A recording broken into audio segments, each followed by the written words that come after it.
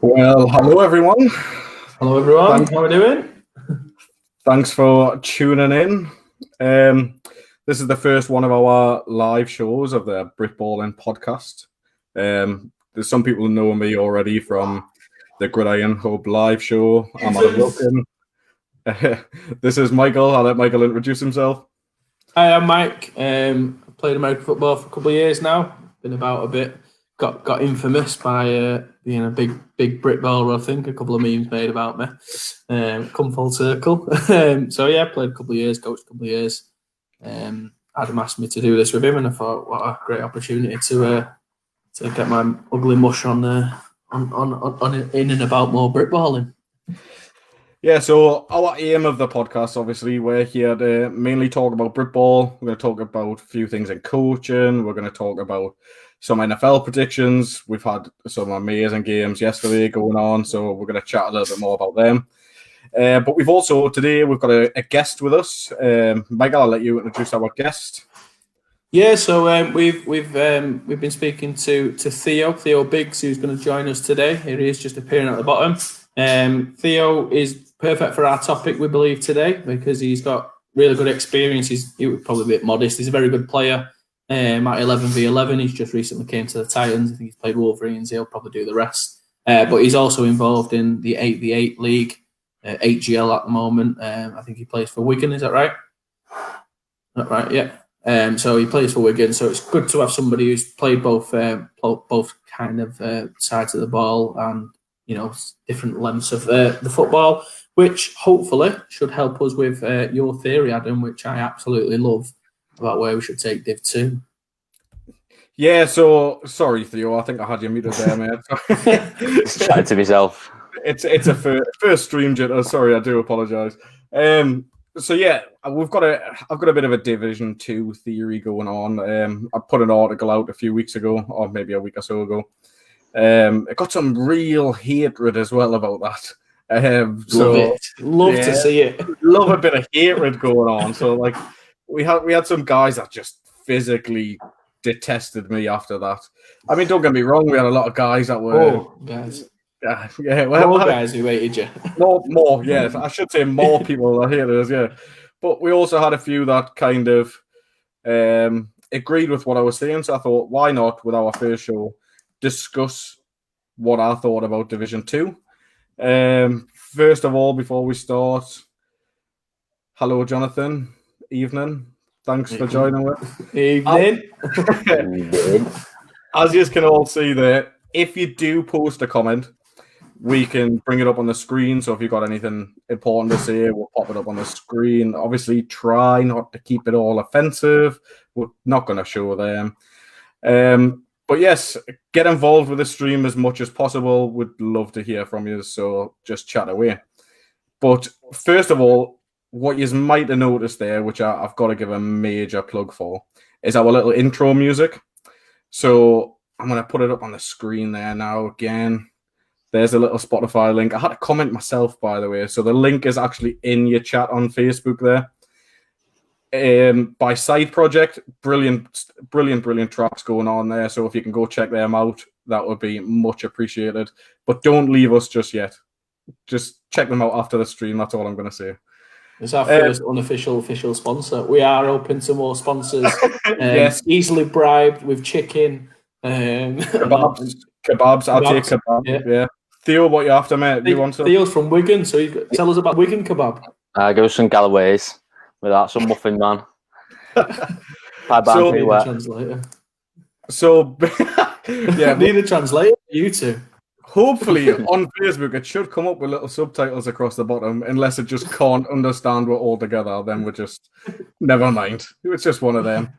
Right. But first of all, before we get into the whole Division 2 and how I think it should be run, let's talk about the NFL game last night. The main game for me last night, which lost me a bit of money. I'm not going to lie. I'm really disappointed with them. I don't know how they've done it again, but that Cowboys comeback. Michael, what do you think about it? Oh, it's class. I was a usual setup. I actually a bit of a mix up last night on the setup because I was watching the golf as well, but I had Red Zone on as well. It was really good to see. I feel me, it was the onside kick. I just thought, I don't know. It's almost like it was a trick play that the Cowboys, because they've just got that new special teams coordinator from the Rams, Bones or whatever he's called. He was on some years ago where he was pretty big on it. I can't remember what it was called. It's obviously very important to my life that I can remember it now.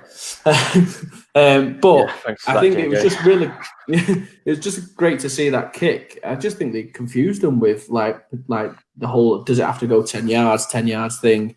Yeah, surely that's basic. Like the special teams coordinator for me should be saying, like, listen, you can get it before it goes 10 yards. They can only get it after it goes 10 yards. So if it's there, pick it up. I think the main thing for me is the kicker didn't put it on a tee. He just kicked it. He put the ball flat and just kicked it. He was like soccer style, some might say. It was just like it had that horrible rule, and it was like it's not going 10 yards. And you heard the commentator even say it's not going 10 yards. But every player that I was around the ball was like, I'm not touching that. I'm having nothing to do with that. To be fair, I mean, from my little experience of special teams, and my experience of special teams is taking my helmet off and watching other people run like idiots. I'll be honest with you. It's just one of those undo the buckles, let Theo go and run. But the first guy's always there to clear out. So I can only think it was you didn't want to be the first one to get there because you're just going to get absolutely walloped. But I didn't know if it was like a new rule that they brought in, because I know when I was listening to one of the podcasts not too long ago, they were on about the stats that come with onside kicks in terms of like trying to make it safer and the amount of concussions you get. So I don't know if that were both teams have to wait till 10 yards or what, but from the last I know, it's like they put the kicking team, the receiving kicking team can, just do whatever. See, for me, I'm kind of giving away some stuff here, but people that play in my university team, so our head coach is London Spartans, and people that know me already know that we onside kick every time. Like we never ever kick the ball long. We onside kick every time, and that's just mainly. What's your success rate's been? It's been good, mate. Really, really good. Don't get me wrong. Like we're playing in Division 2, so it's you normally it's not me having a dig at Division 2 uni football. That's me just saying, realistically, we're playing Division 2 players that necessarily might just be on the pitch just for special teams. Yeah. So we're kind of at the point now where we just think, right, we're going to kick it at this guy and see what he does. Like, we're going to put the fastest guy possible to run head on at him, even though we can't hit him because he's got the fair kick catch rule, I think it's called, where he's got to be allowed to gather it. If you see some guy steaming in at you, you're going to back away, aren't you? Let's be honest. Yeah. And we've had ones where I love it, right? Do you know when a team puts their big guys, puts their linemen at the front line? Like guys that have never caught a ball in their life. like in training, all they do is hit people. Like they never get to see the ball, nothing. They're like, we play American football, but we've never actually seen the ball. I'm going to have to disagree with you. Linemen have the best hands. It's just an absolute fact. I challenge any receiver in the country, and I reckon I've got better hands. I reckon I've got the best hands in the country. Right, you heard that. I'll put it out there now. Everyone out there. People can get in comments who see me catch the ball, and they'll absolutely 100% back me on it. See, I for one am not about that fire. I ain't about to put myself in front of that. I'll put myself out there. First episode, don't bother me. You just challenge people right there. Straight away. All of them, yeah. One hand, you name it. Just not the biggest mover in the world. I can't get my hands around my back, but Jason Witten out. No, but you know what I'm talking about. They shouldn't have the best hands, so we just kick it off them. We just say, "Go on, have a little go, sunshine. We're gonna drill this off the floor and hit you in the chest." Yeah, and if you catch it, well done. If you don't, we're gonna take your head off and take the ball with us. Like we're literally coming straight at you, taking that ball, gone. Could have the hero zero moment like that. I can't remember his name, but that Patriots guard, the one who returned the kick, the 2 yard line or whatever.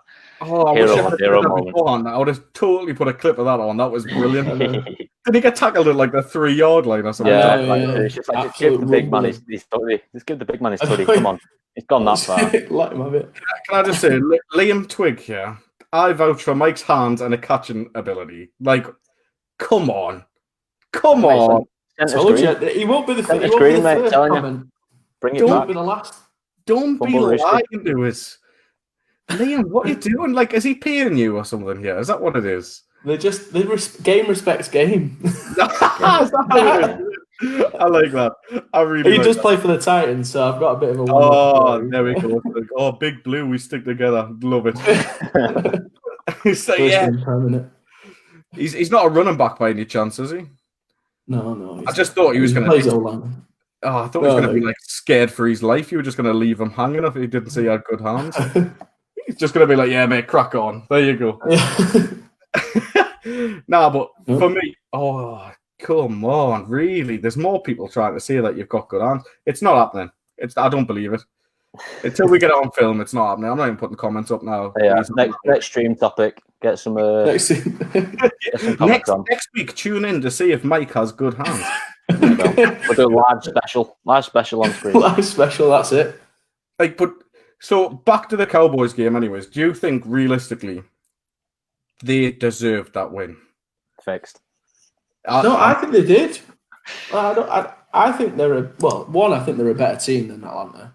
And I genuinely, on paper, I think they're obviously those starters are much better, and they get a bit thin after the starters, and the O-line isn't what it used to be. But the defense is they play better. You know, if you just take over the fact that Atlanta had 3 turnovers in the first quarter, I mean, it's a bit of a freak thing that happens, and you can say Atlanta forced them and all that, but you know, take that with a pinch of salt. Then I think they were a better team on the day, and they should have won it. I think they were stupid to be in the position that they were. It's not often you get Zeke and Dak fumbling early on in the game. So what was that stat that you pulled up there earlier on regarding to? Oh yeah. So I think teams who have conceded 38 points and 3 turnovers are 440-0 I've lost 440 straight games up until yesterday. Come on. Like what? Like is that kicker now going into the coach and saying, "Listen, mate, pal, can I have some more money?" Like after onside kick, like come on, they didn't even know what to do with it. I kicked it like this. Like, is he going in now and saying, "Not only can I kick field goals, I can do this"? Like, kicks of the unsung heroes. I do agree with that. I mean, we had a kicker last year at Sunderland that was both footed. I think this is team. I think I'm both footed. Not well. Like I can kick it, but we've got to do a kicking podcast. This is it. This is one of the next episodes coming up. Kickers are people too. I am not stepping on Pat's shoes here, by the way. He's got like the best podcast in the world, and now we're like, we're doing a kicking podcast as well. Yeah. No.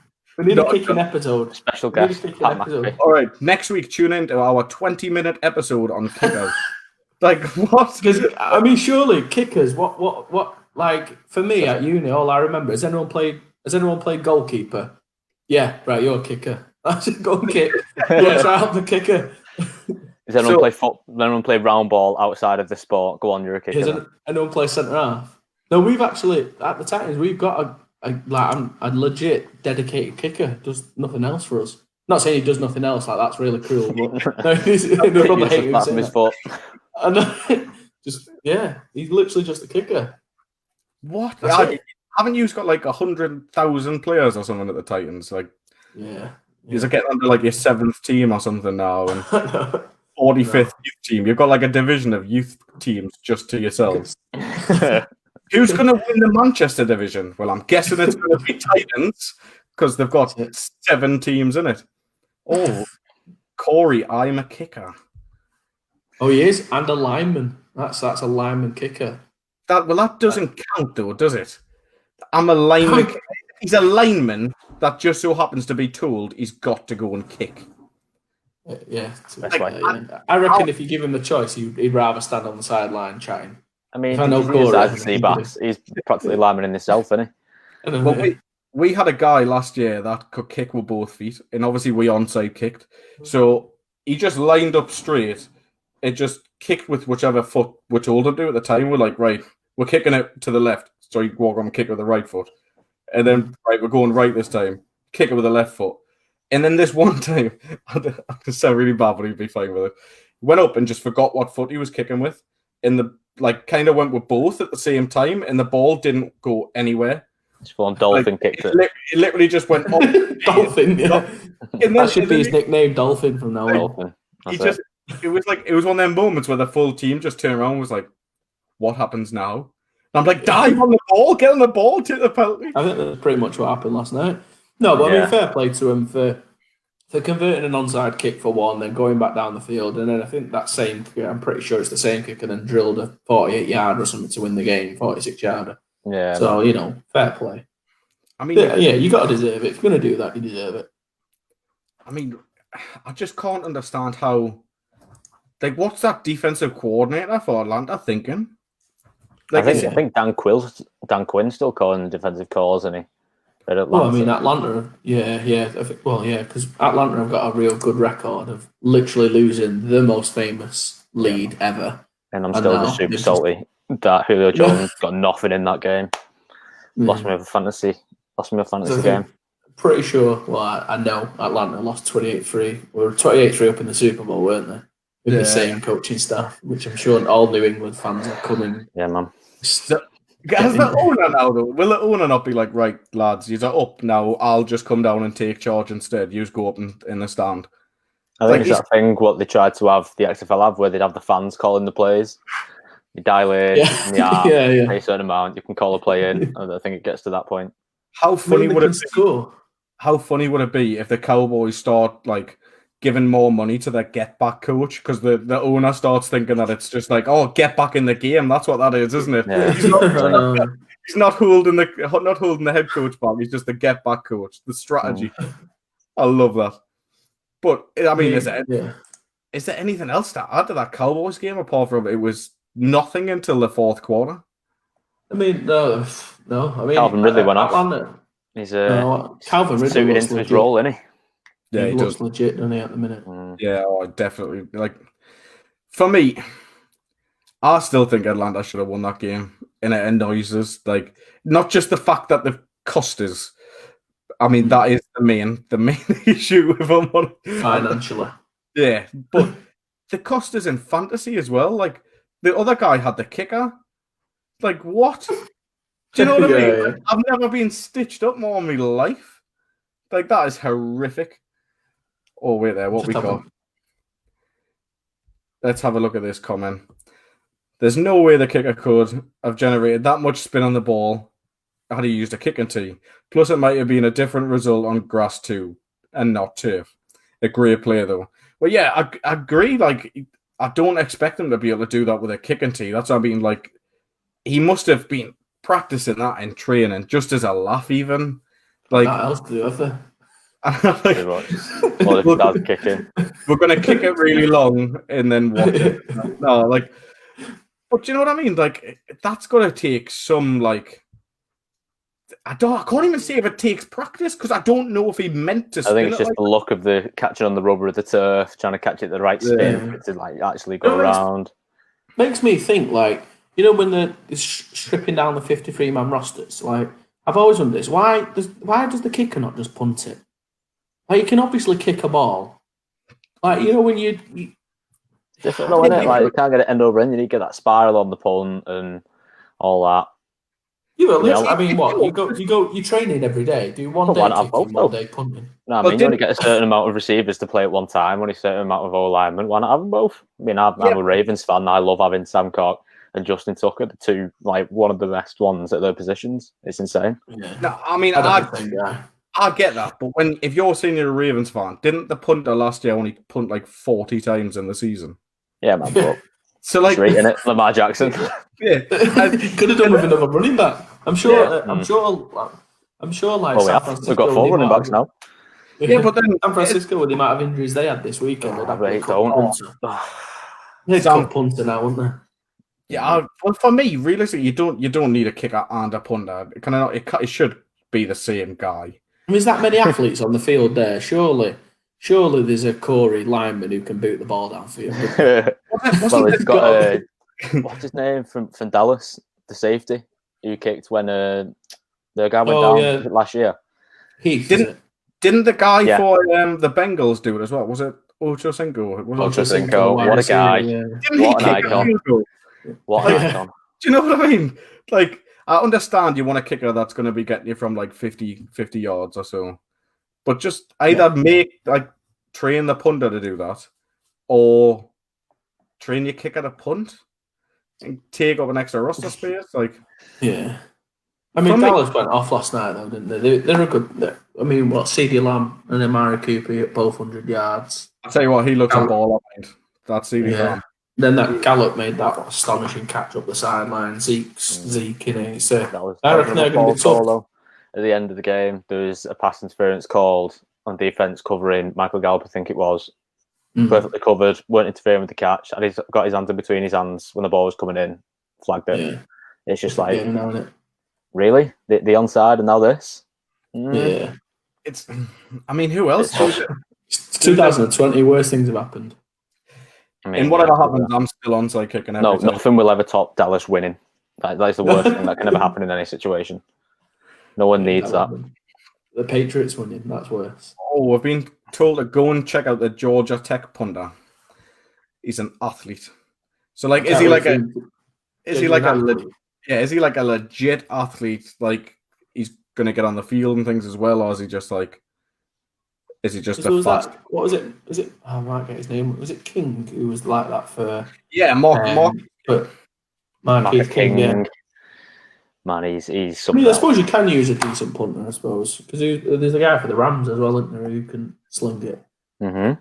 Yeah, I mean, to be fair, Dallas's punter, I think, had 2 throws the other night. Yeah. Well, who is it for Browns? I don't know if he's a kicker or punter, but he's a Scottish lad who plays rugby. The Scottish Hammer. He was in the. He's with them, so you get an extra safety in the end there. Yeah, but he's not gonna come on at safety though, is he? He's down his own kick. You've just went like that. He's Scottish punter. He played rugby. Safety done. Safety. Chase down his own kick. Like, oh, I mean, wasn't in the Ravens game the kicker nailed? I think it was the Ravens game. Absolutely drilled someone on a kickoff the other day as well.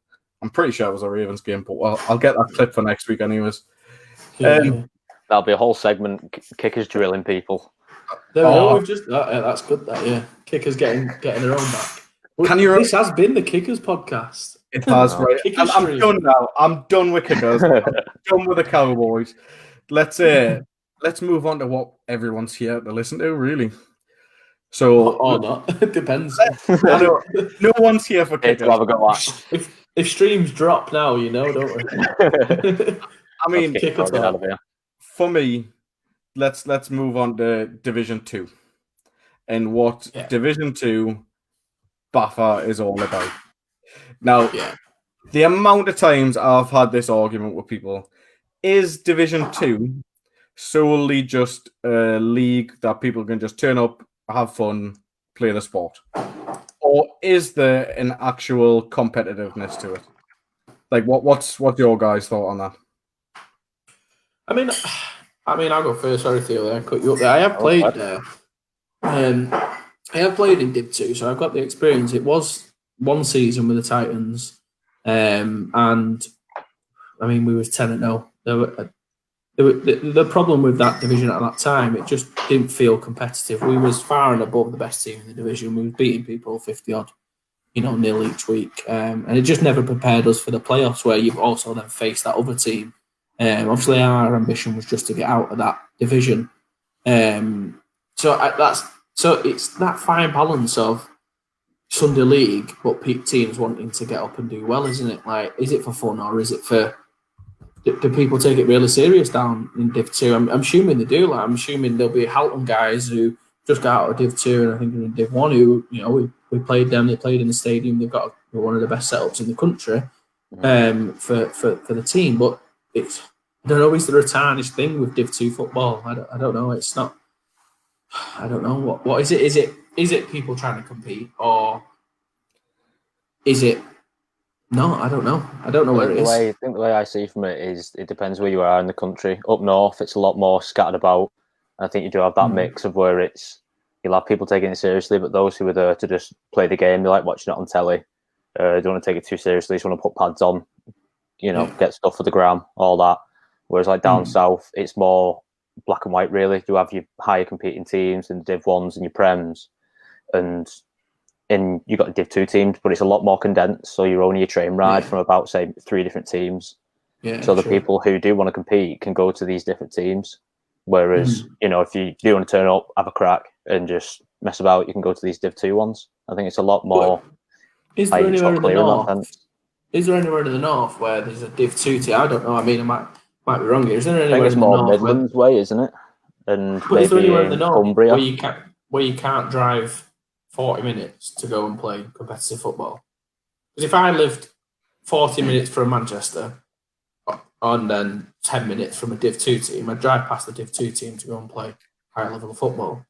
Yeah, but again, it's your experience from that as well, isn't it? Like, you've obviously played before. Myself, Adam's obviously played before. We try and seek out that competitive football team, but someone just to get in there. I think if they saw a competitive team 40 minutes away and that Div 2 team 10 minutes away, they're more likely to go to that 1 in 10 minutes, aren't they? So that's why I first got into American football. Was there was a five-a-side team training at the park opposite mine, and I just went in there for a laugh. It was only like a Standish team, and then went on from there, went on to Lancashire for the rest of that. But even then, like, Lancashire's about a 50-minute drive for me, and my mum and dad always just like hate me for it on Sundays, driving up to practice, and then started on midweeks and Wednesdays. It's just petrol, and I can understand why. After I started driving, it's a distance, and petty is not cheap.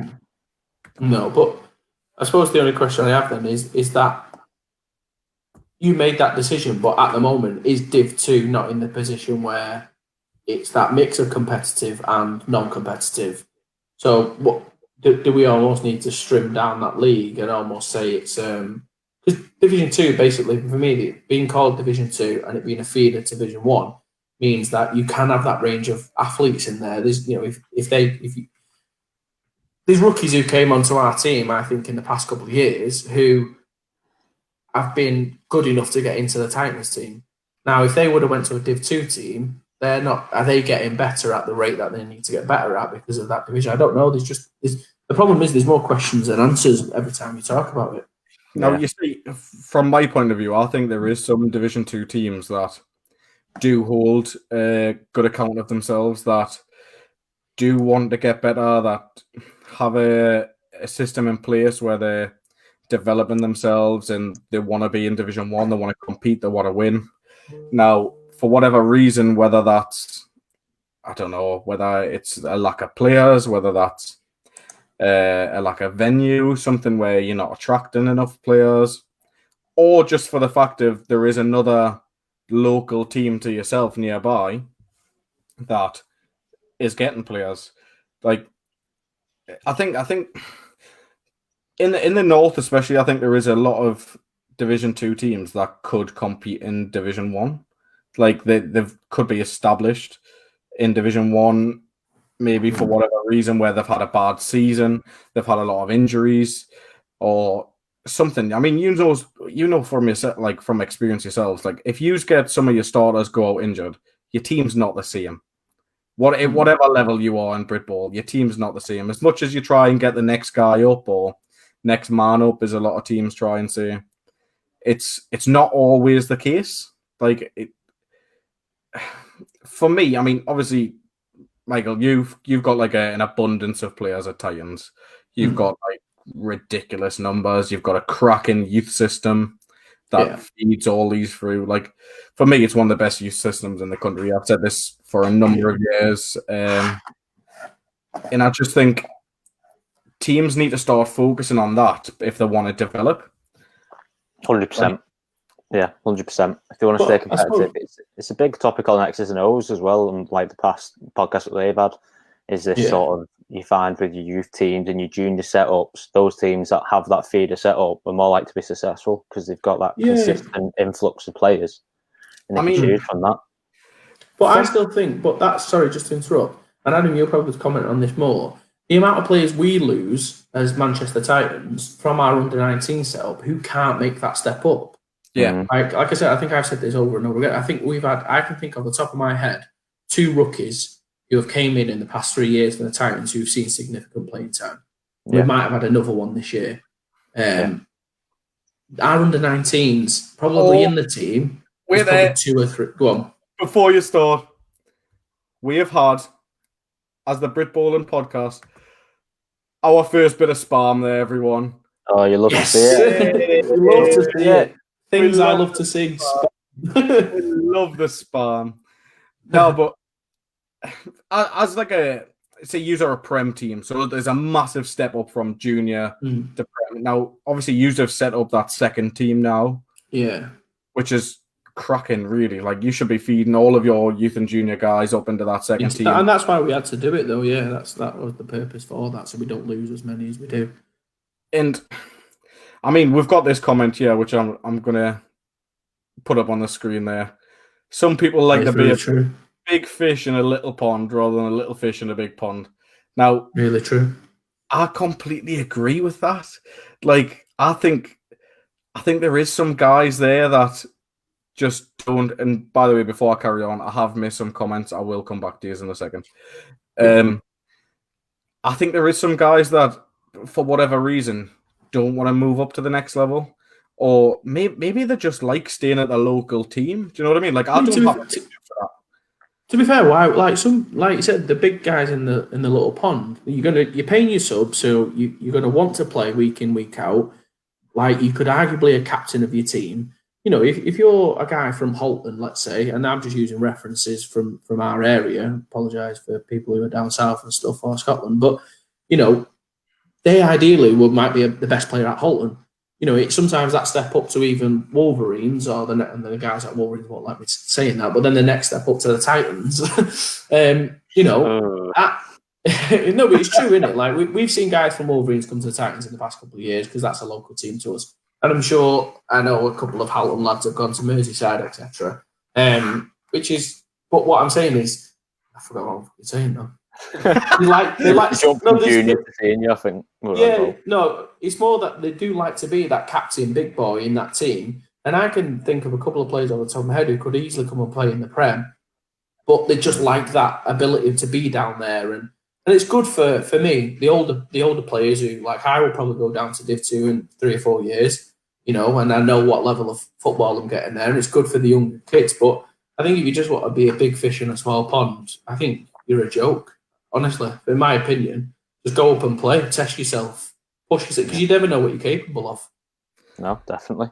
In terms of saying what you're on about with the jump from junior to senior, especially from my experience coming from Wolverines juniors to then going to the senior level, there is that big jump. It's quite intimidating.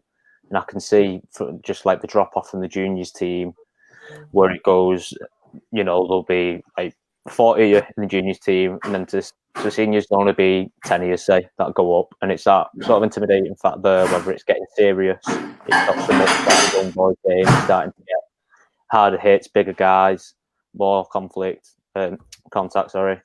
It can be that as well. It's not you've got to know, you know what you was like at 19 compared to how old you are now, Theo. And me and Sam. I am now, that's for sure. Yeah, but I think mentally and the way you are as a person, like, I know there's guys on every team in the country where you've got grown blokes who, you know, work as builders, heavy hands, and are just physical men. And I think there's a difference between being a man playing American football, or, you know, and then being a teenager who's just finding out who I am, just growing into this body that I've got. And you could be you've all seen it before, where you've had the GB junior lads coming up, and they can't even make the bench in your team, you know, because of that physicality meant to step up. And you'll know, I know you've got really good players in your setup at junior. Can you see them in the next year going up and having that same impact at a higher level? Well, they'll want to compete. I think my team, I think there'll be a lot of guys that can move up and slot straight into our team, especially like our adult team, or they'll at least be there or thereabouts. I mean, we build our lads pretty big up here. Like, if anyone's seen our youth and junior teams, like, we've got some pretty big boys, but our kebab size, like I mentioned earlier, is massive, so we just feed them. But as for like a higher step up from that, like, obviously we're in Division 2, like, so this is just a point that I want to make to everyone. I am not slagging off Division 2 when I say this, because we are in Division 2. So I'm not criticizing anyone about Division 2 now, but I just think there is a lot of teams out there that is just, let's just say, like, they just want to go and have a social life. They want to have and I'm not saying there's anything wrong with that. but they're going to lose players. The players that want to progress, like if they want to move up, if they want to be selected GB adults or anything like that, like they will move up move to a different team, move up divisions. You pay for your subs to do what you want to do, don't you? Yeah, and that's the thing. It's a subscription, isn't it? So you don't pay for your gym membership every month to go and told you can't come in today because this other guy's coming and he runs faster on the treadmill. You know what I mean? So I get that whole. I mean, it's one of those, isn't it, where you can't guarantee these kids that are coming through your team are going to want to go to your adult team. So if you're a Division 2 team with a good youth setup and you're training these guys good, which is what your goal is, don't be mad if these kids get really good and go chasing a higher team. Agreed. Like don't be annoyed don't with that. Block it. Don't block it. No, definitely not. I'm just going to put this comment up quickly. I love this comment. I was going to tell you to bring this one up. I'll let you read it out then. The fun series issue goes right up to through the Prem. Outside of the London teams, Tamworth and Manchester, every team has struggled with Sunday leaguers alongside competitors. And this is a kind of motto we came to at the end of the season with Manchester. And it's a very, I would say, we described ourselves as the best Sunday league team in the country. And what we meant by that, if we wanted to take that step up, we see 3 teams who have seriously stepped up what it is to be an American football team in the UK and compete. Tamworth, London and London. No doubt about it, the best 3 teams. And we wanted to be now that 4th team. And, thanks Matt for saying that we are. But that's where we see ourselves at. Because he's right. You do get people coming along and just doing the Sunday League team. And we openly set up a B team for those people to go and play in because we don't want them taking reps from someone like Theo who needs every rep to make sure he gets a starting spot. Because although Theo's an excellent player, there's no guarantee he's going to play week in, week out. And I reckon Theo would get into every other team in the UK, but there's no guarantee outside of those top 4 he'll get that. You're constantly having pops at Theo here, mind. Like I didn't know I signed it up for this. No, in a positive. No. Feels like but Theo knew probably. I'm probably not wrong in saying Theo knew coming to the Titans, he's not going to walk into the team and guaranteed to be a starter. No, Theo, was you a starter guaranteed at the Wolverines? I think so. That pretty much for me says that. I just want to quickly draw attention to a comment I've seen from this Chris Hobbs. It's exactly the same as what I experienced in juniors and with Wolverines as well. They used to have a cracking junior team. You go to the national finals, championships, and it was a national championship winning team, the juniors. But eventually, it gets to that point where it's hard to get the kids going there. Eventually folded, which was sad. We do have Jolly Bucks around the area, and those are sort of the feeder team. Jolly Bucks again, fantastic establishment with both youth, flag, junior contact, all throughout different age groups, national champions where they are. But it's hard to get that turn up going, especially at the same club. So you start having to take from different clubs, and it's the same as you're saying. Kids don't really want to come Wolverines sometimes. They might want to go straight to Titans, or somewhere else might want to go to the 2 team. It's just the way the cards end, really. Let's be honest, though. It doesn't always come down to the team that you're going to move into, or it doesn't come down to, yes, you want to progress, but because, look at this comment from Chris Breen. When Aberdeen were in Division 2, the nearest team at a higher level was Glasgow, which is 3 hours away. Yeah, man.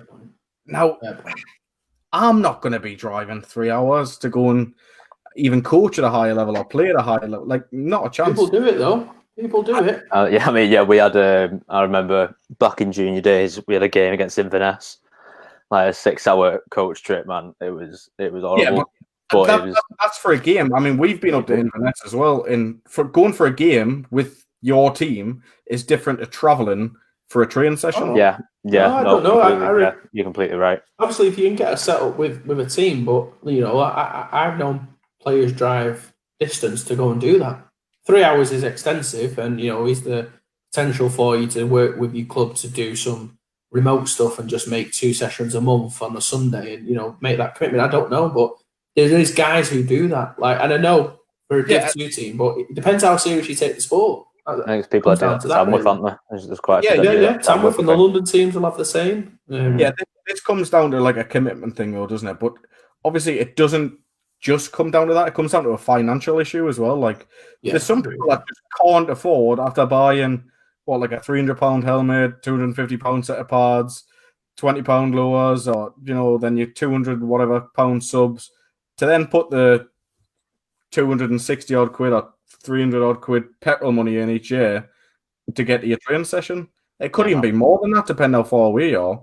So, obviously, when I was talking about Division 2, which I'm going to get onto now, but before I do, Steve Price, Gridiron Hub, Mr. Hub himself, congrats on the spam. I'm over the moon with that. It's the best part of the stream so far. And for me, like that financial issue, if you haven't got many teams around you, this is what I'm talking about for Division 2, is if you haven't read my article, it's on the Gridiron Hub page. Shameless plug. Disgusting plug. Don't even put a link at the bottom for it, yeah. Just post link, share, subscribe, like. Yeah, screen share it. This is how you get to it. Getting views up. We'll get into that now. We'll see who's watching. If you're watching the stream now, could you just smash that like button and share it? Let's see how many. Ring the bell.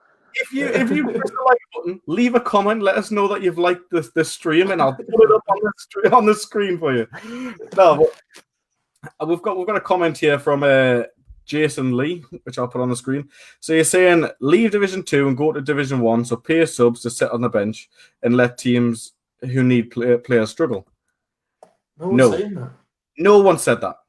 Not on this slide. Absolutely not. Sorry, mate. No one said that. What we said, if you're coasting as a big player in a Div 2 team and you're the big fish in the small pond, my point was stop doing that and go and find a better team to challenge yourself.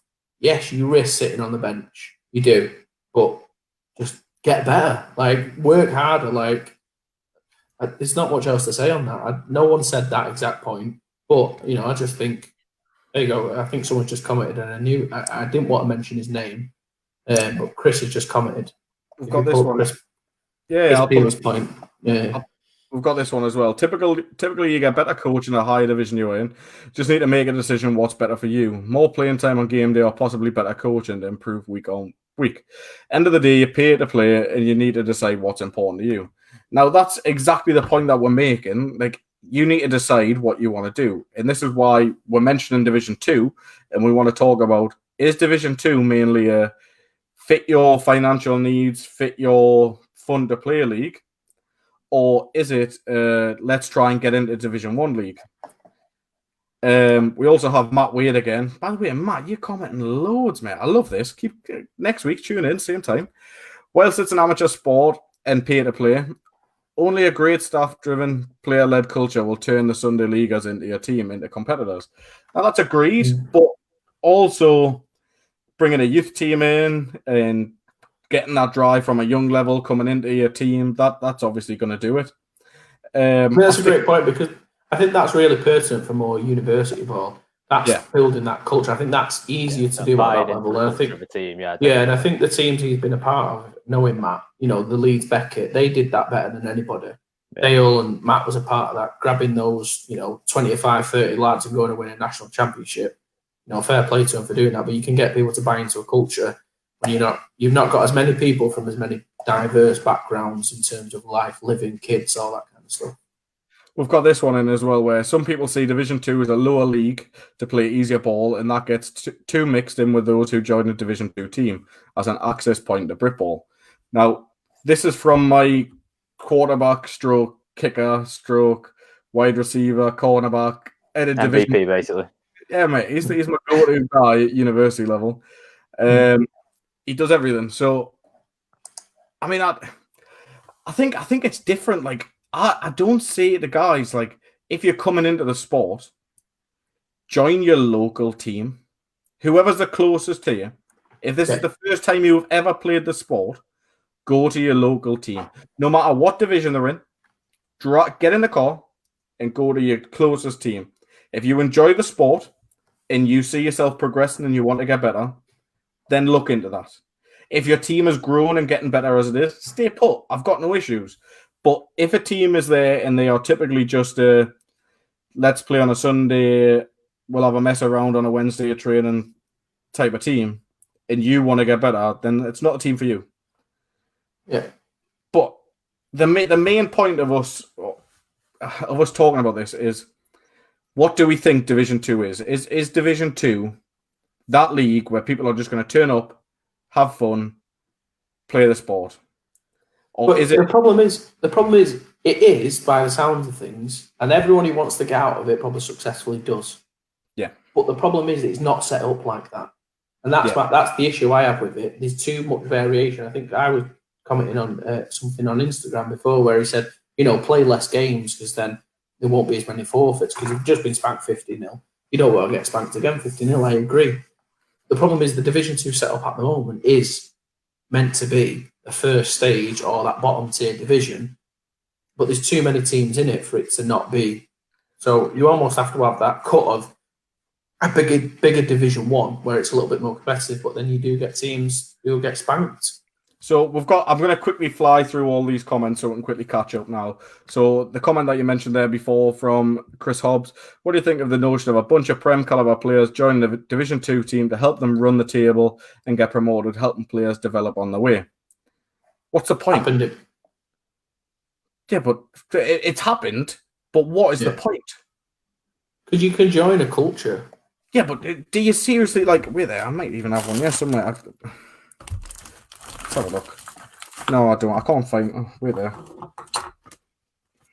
It shows how good these are, by the way. The British American football, the bloody medal things fell off. But mate, it's a second place thing. It doesn't make a difference.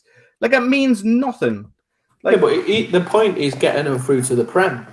Yeah, so if you identify a culture within a team, I left a culture of a Prem team in Yorkshire I wasn't buying into, and I moved to the Div 2, the Titans, when they were in Division 2, because I bought into that culture more of what they was doing, the youth and junior selves, and helped, in inverted commas, run the table. Yeah, so what you've done there is you haven't run the table as such. You've looked at a system and thought, I'm getting on board with that now because it's at the ground level, but when I get to the top, I'm still staying there. I'm not just jumping on, which we've seen players do. We've seen players jump on a team, get them all the way up, and then say, "Right, I'm jumping on a different team. See you later." Mm-hmm. Yeah, that little medal is nothing. It's worth nothing. Mm-hmm. Oh yes, I'm not going to put it on my CV. It was in the drawer underneath us. Do you know what I mean? The medal was attached.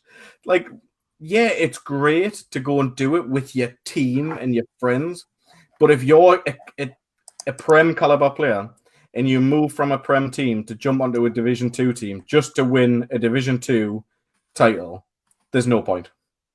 Yeah.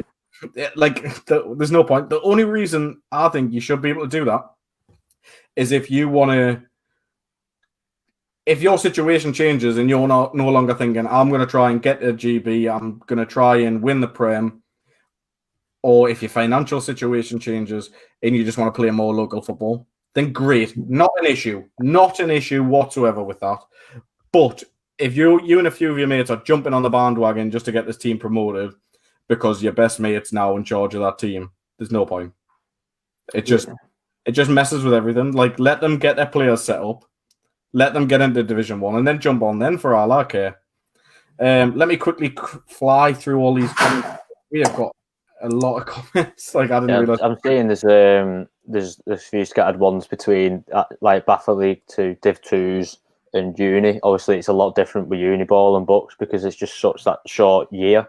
You'd be having people only there for 3 years, whereas your Baffle League 2 teams, you've got more of a time to build up, get them rapport, build that culture. As Aaron Wall said in that one, saying the president's bringing an attitude in. Yeah, you can have a president there, brings the attitude in. 2 years. Next year, some guy comes in half-hearted, just wants to go on the piss. Yeah.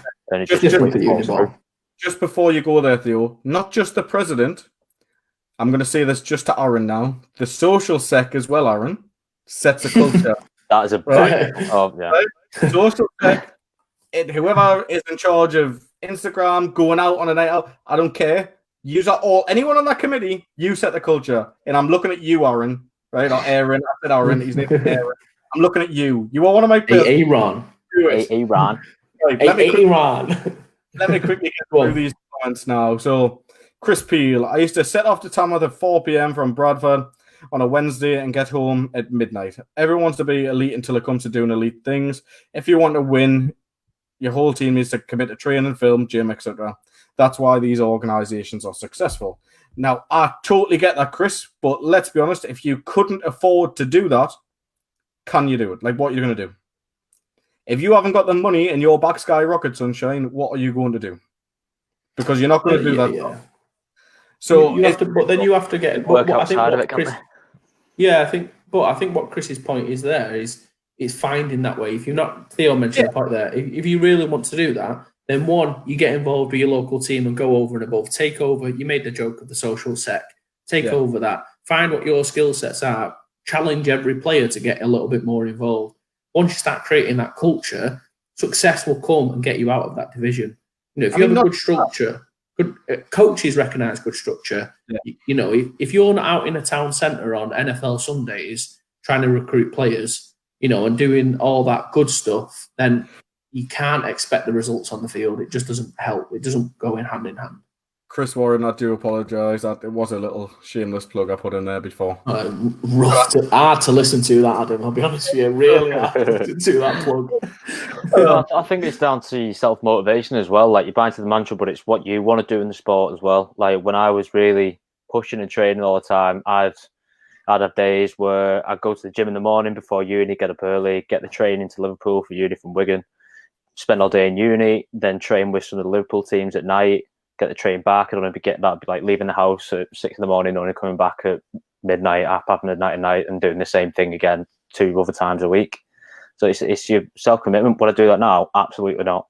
I'm not about that. I'll still put the work in. Don't get me wrong, but I wouldn't put that much into it. I'm just not in that mindset anymore.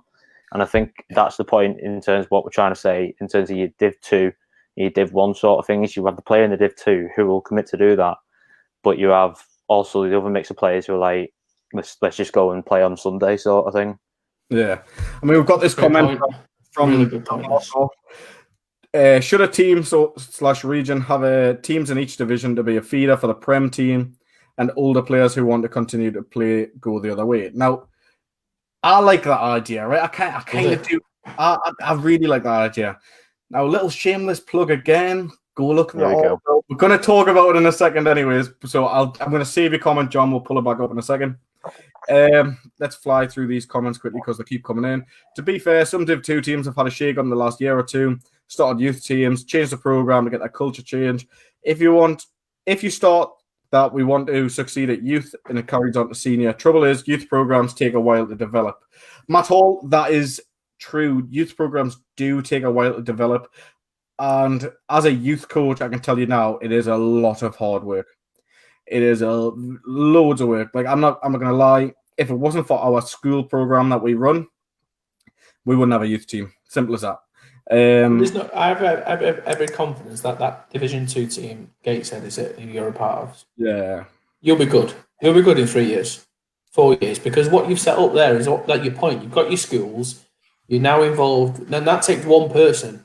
Yeah. You've gone over and above for that North East culture of football. You're involved with the Sunderland Spartans, you help the youth teams, you're in the schools. I have every confidence that what you're setting up there will transgress. It might not be right now, unfortunately. It might not be when you're still playing coaching. But you're setting it up like it's just that hard work, and that's of one person, mate. And you can't not take credit for that. Yeah, but you've got to remember, I've said this before to people as well, our youth programs, so our flag, our under 16s, our under 19s, we haven't set that up to play for our adult team. Now, there's a lot of people that laugh when I say this. Like, I'm not being funny. I don't want you to come and play for Gateshead. I don't. I want you. So our full philosophy is all about education, our fitness plans, learning the game about American football. It just so happens last year we won the under 17s Northeast Division, but plug, right? Rough. They're hard to listen to. Just going to call it the Adam Wilkin podcast, aren't we? I know. Change my name to the plug. No, but like we don't intend to do that. That just happened. Like we tell our guys like where our aim for them is what they want to do. So our aim is to try and get them into a university program, try to get them in the GB squad. Like if they want to carry on, but do you not think giving them that experience will naturally get maybe 2 or 3 good players? Yet there's blokes that sat around, and I'm just going to use an example. Carlisle thinking, why are we not a good Div 2 team? Yeah, and why is it not happening? Well, I get that, right? I do totally get that, but it's if you're going to start a youth team, don't expect any of the kids. So, especially in Division 2, if you're in a Division 2 youth team, do not expect any guys from that youth team to come to your team. Because at the end of the day, they're going to go off to university. They might settle down wherever they go to. It could be anywhere on the planet. If you're doing your job and people get to either go to this NFL academy, get to go to Bristol.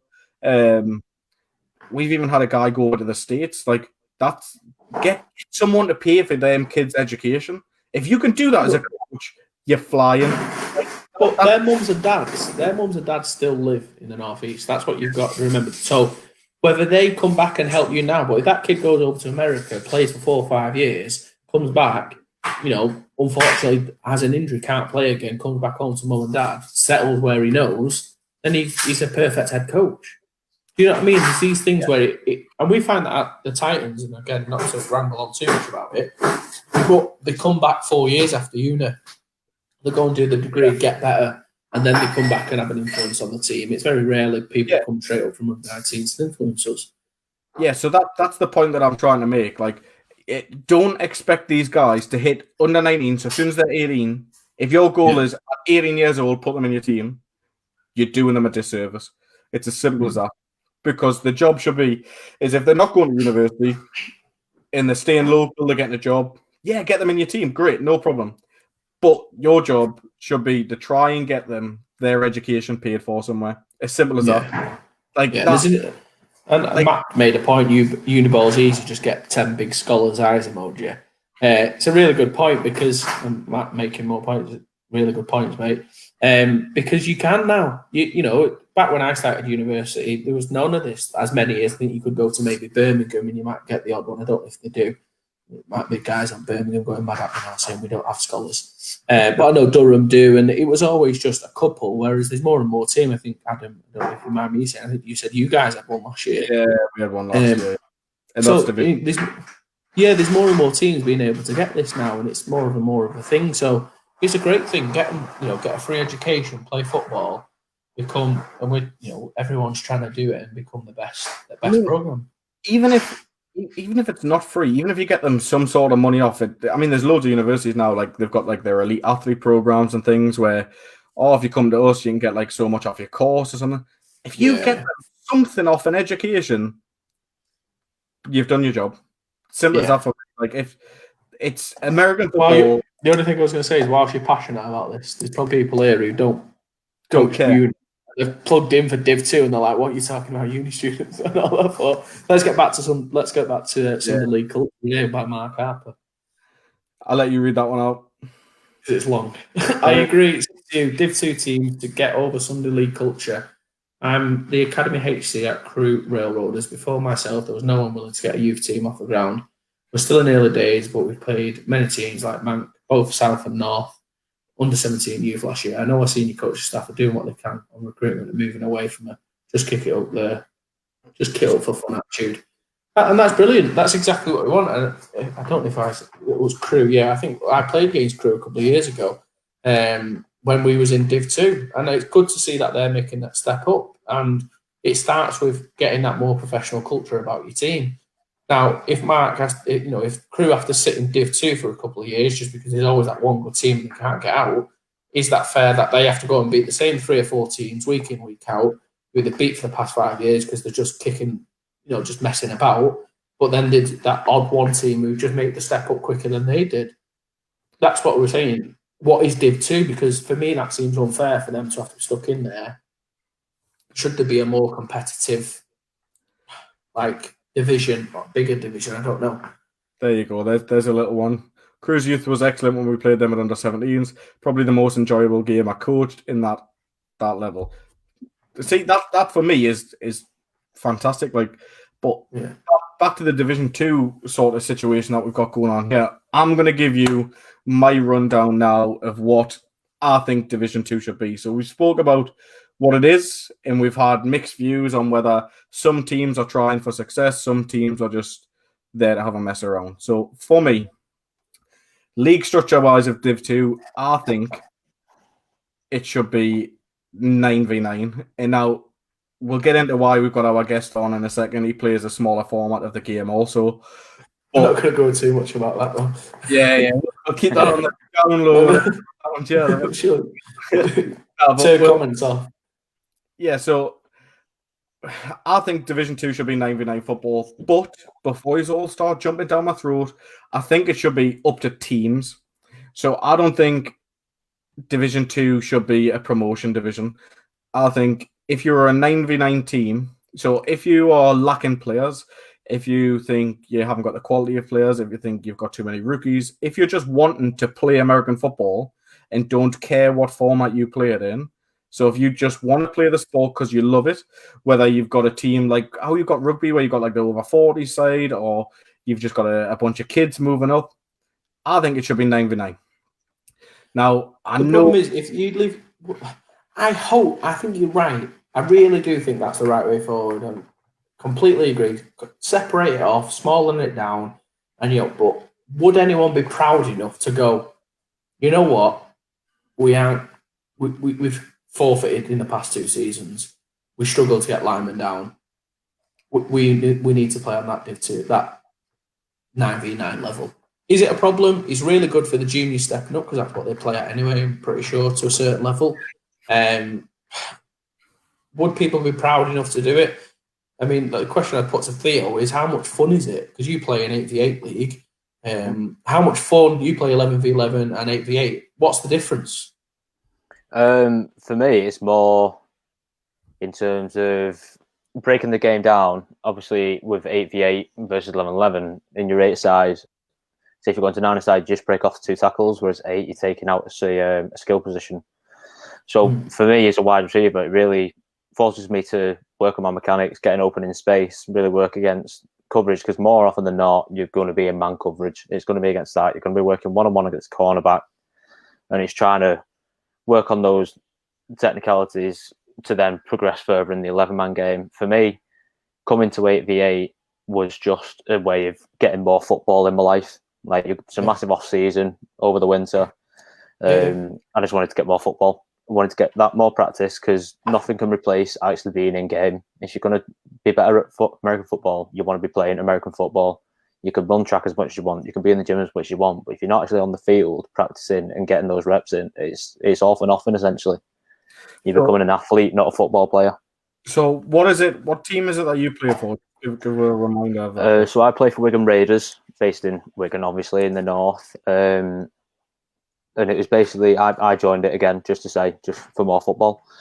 It started picking up when more teams decided they wanted to have friendlies and play together, and then that's when the AGL came about.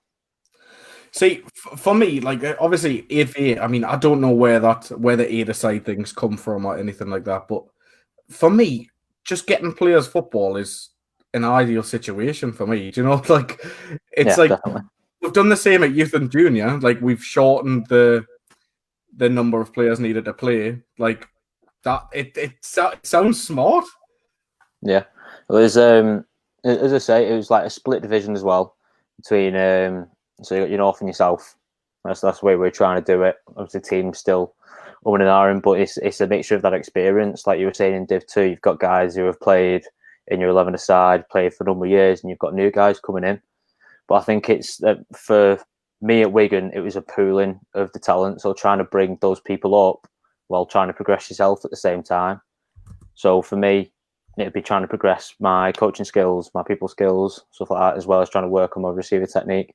Whereas for these new people, it's completely different, trying to learn all the fundamentals, explain what football's about. I thought it was a great way to really introduce people to the sport without having to throw them straight into 11v11, which I know can be a bit over be a bit overwhelming for people at times. And what is that?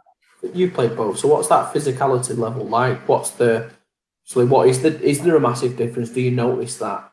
What's like the injury count like as opposed to 11v11? You know, I've asked you a couple of questions there, but what's that physicality difference? Is there a noticeable difference in speed of play?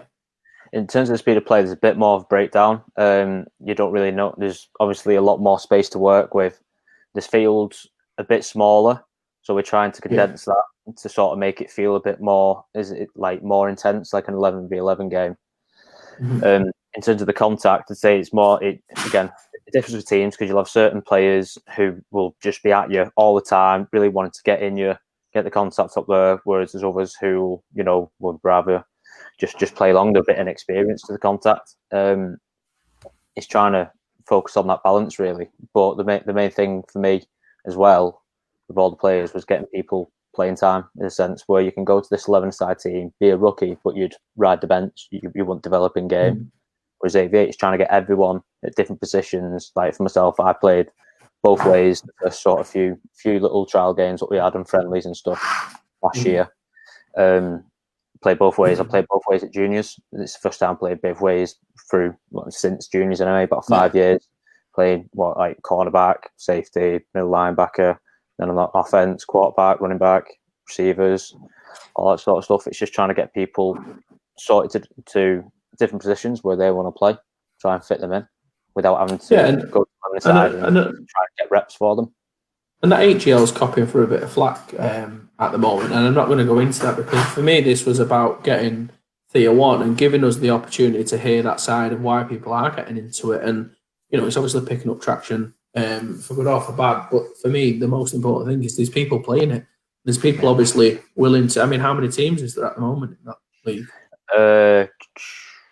At the moment, when we were heading into the season, it's changed. It's changed since then. But when we were heading into the season, we had to break it into two divisions so we could make a season. So in the north, it would have been Wigan ourselves, Pennine, Warrington, St Helens, and there was talks of a couple of other teams joining as well. In the south, it was Warwickshire, Midlands, who were like your Shropshire sort of sides, and Kings Lynn, with again some talks of other teams wanting to join in on that.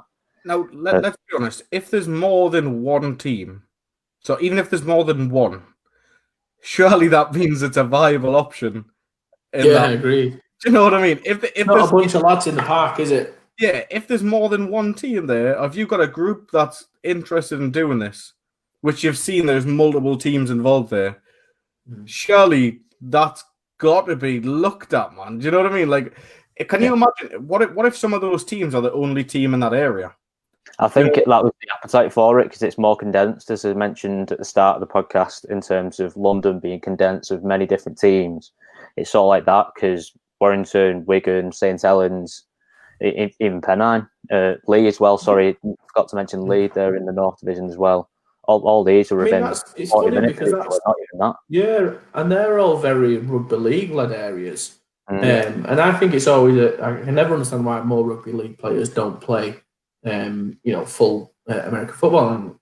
It's soft rugby, innit? That's what they call it. Yeah, but what I'm seeing there is in that areas it seems to be hitting a catchment. Maybe it's more of a similar feel for them. More space on the field. There's not as many people just stood around whacking each other for no reason with no eye on the ball. It's a bit more like, dare I say, flag with pads, isn't it? It feels like obviously you've got that vibe to it. It's a bit more, I can imagine it's a bit more fun, a bit more creative. Yeah, well, that's the impression what we get of everyone. It's like, so it's just flag with pads. It's essentially, but it's still all the same mechanics as the game. So you still got your 10-yard downs, you still got your clock and everything. The differences in the rules are there's no special teams. So I'd say that's the only difference between the man thing is people who do specialise in special teams. So you're saying in the smaller format of the game, there's no special team. So the one part of the game where the NFL are trying to reduce anyways, there's no part of it. So for those who joined for the Kicking podcast, I'm sorry, but this is the 8 yards not for you.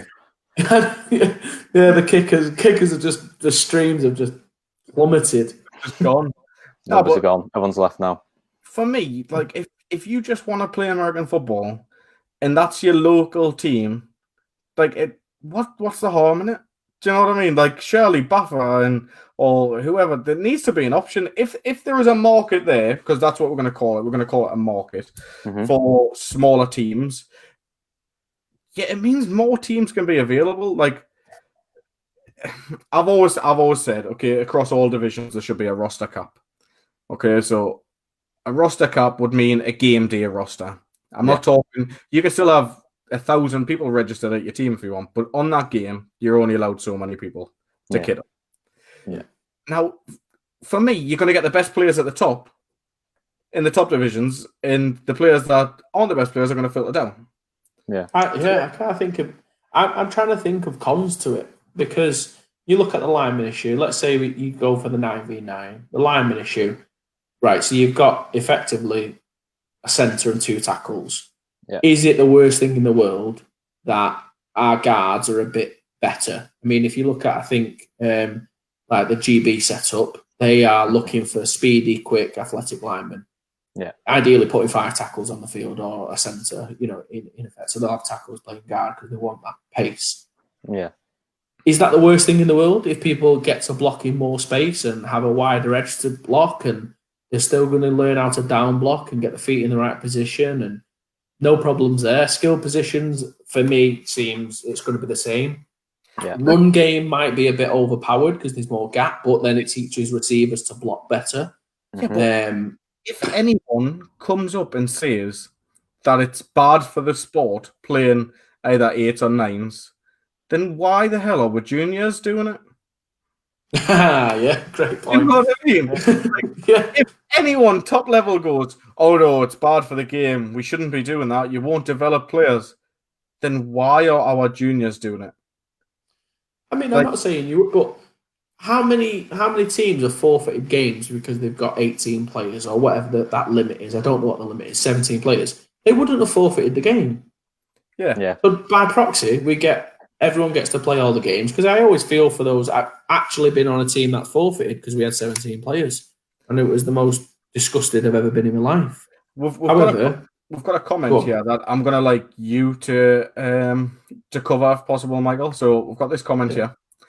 Do we look to develop a social league in an 8v8 or 9v9 format, and then if the team fancies giving Div 2 a go, have a minimum standards and apply for a position? What would you say to that? I think that's it. I think that's the nux of it. I think there's an earlier comment where Matt said, Matt again with a great comment, which is have 10 teams in the Prem, then you get rid of Div 1 and Div 2 altogether, and create this social funnel league underneath, and then you either move to those teams or you apply to get in that league based on the standards, or, someone gets relegated or whatever. I think Div 1 and Div 2 maybe. Div 2, pretty much for me, just have a full social league. And then you have Div 1, you might expand Div 1 to, I don't know, 10 or 12. I don't know how many teams are in Div 1 at the moment in the North and South, but let's say that's 20 teams and then a further 20 in the North, and that's 40 teams, and the rest have to play this 9v9. But yeah, you have to have certain standards in place, and you have to have coaches, and you have to have a game day roster of 35, 40, whatever it may be. And if you forfeit, you're automatically out the league, for lack of players more than anything, that kind of thing. And yeah, I think that raises the standards then, doesn't it? I think it helps with that funneling. And for me, like having it just makes sense, doesn't it? Like I know that we're talking about there adding an extra league. Like for me, I don't think we need an extra league. Like no, have your Prem as your Prem, and have Division 1 feed into the Prem. Do you know what I mean? Have your players feed into the Prem. Like there's no promotion or relegation. Make that a national league where you're competing more locally to start off with, and then that's your national title. No promotion, and have your Prem. Like I know people even if you was to stream like that even further. So let's say you've got, again, up north, Halton are looking for a sponsor, Wolverines are looking for a sponsor, Manchester are looking for a sponsor. How is anybody meant to decide and distinguish within this league who to give you bloody money to? Halton have got a nice stadium, Wolverines are in a good catch. Do you know what I mean? And you'd be like, well, where do I invest my money? So if you take the notion of, let's say you just go 10 teams, Prem and South, nothing else, everyone else plays this 9v9, and you merge a Mersey with a Manchester and you have a Northwest team, then yes, you have a roster limit of, let's say you can only have a certain amount of players make the team, and you will have good players missing out, but it challenges and pushes competition. You see, and I think it would bring more money into the sport. I mean, even if you want to expand the Prem, like I still think there's a need for Division 1 because there is still those guys that want to compete and want to try and win something and can afford to move to a more local team, but they might have just been dropped out of that 50-man or 55-man roster or whatever, and they still want to go and win something. So I think you've got to have your Prem, expand it, make it a few more teams in the north, a few more in the south, and then make the final a big deal. Do you know what I mean? Make it a thing. Like have that as your big thing, and then you can also have your Division 1 league as a big thing, like a final there. And it just gives a chance for these Prem teams to come and look at some players and say, listen, we're local to you. We want you to step up. Make this the Prem prestigious. And then it's that recruitment side of things, isn't it? Yeah. Like I had another idea for the GB setup, which, I mean, I don't really want to go into massive details now when we're talking about this, but it kind of filters along the same sort of lines, whereas the GB at the minute, they just select whoever they want. Come try out, join in. Whereas if you look at other sports like cricket, where you've got like a county team, like look at the women's game in American football, where you've got like the North team, you've got the South Midlands team. You could do the same thing at youth, junior, adult, and then the GB coaches, all they have to do is go to the bloody games to watch them and pick the players. Even some more they did at Uniball, those North East South All Stars games. Even things like that, and it does make a difference, because I played against Shropshire pre-season, I think last year, the year before, and they had some outstanding players. I think their left tackle was GB, their Martin linebacker was GB, and they were, honestly, their left tackle hit me, and I still feel my head rolling now. So it doesn't matter that, you know, he would be able to show his stuff in that game. So I do think we need more regional games where you're coming together, and it might be, I don't know, even an England v Scotland game, or, you know, something like that. Yeah, just a regional game to showcase your stuff. Like, yeah, it's trying to make it a spectacle and make it better for marketing as well. I know when we were discussing the season, trying to put something in place in terms of finals in the league, like, why do we do a regional game? You know, teams from the north would vote on the players who they thought were the top ones in that position from each team, all going to a vote, and then they would versus likewise the south in that sort of sense, and have that as our final game. It's like a spectacle to really display the 8v8 format and what it has to offer for people. Mate, can you imagine the marketing, right? If you were to host even like I'm just going to say from my point of view, like a Northeast league, like a Northeast group of teams versus even like a Scottish team. Like a group of Scotland. Yeah, I mean, imagine you could that game. Mate, that would be ridiculous. As long as there were Scottish refs, I'd be up for playing it. Yeah. That's another conversation. No, but how good of a game would that be? How many people would watch that game? Because I'm telling you now, I reckon more than would go to the BritBall. Oh, 100%. 100%. You could host that game at a stadium and fill it. Yeah.